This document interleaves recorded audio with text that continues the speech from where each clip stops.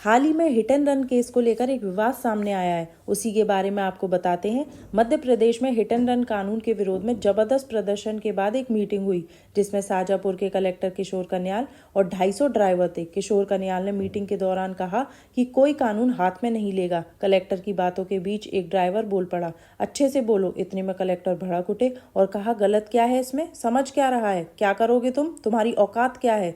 तब ड्राइवर ने जवाब देते हुए कहा कि यही तो लड़ाई है कि हमारी कोई औकात नहीं है। शायद कलेक्टर साहब ये भूल गए कि जिस जनता के टैक्स भरने से उनका घर चलता है वो भी भारत के ही नागरिक हैं।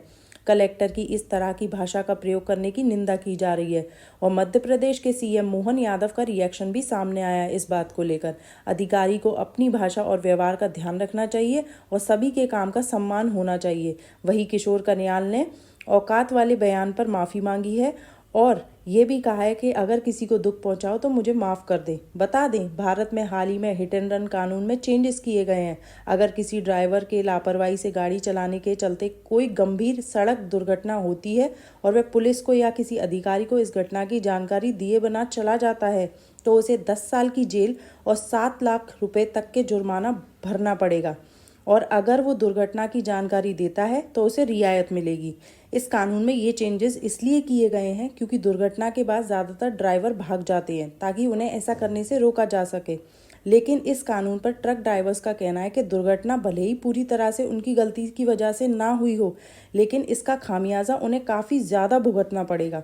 इसके अलावा उनका ये कहना है कि घायलों को अस्पताल तक ले जाते समय उन्हें पब्लिक की हिंसा का भी सामना करना पड़ सकता है, जैसा कि आजकल देखने को मिलता है।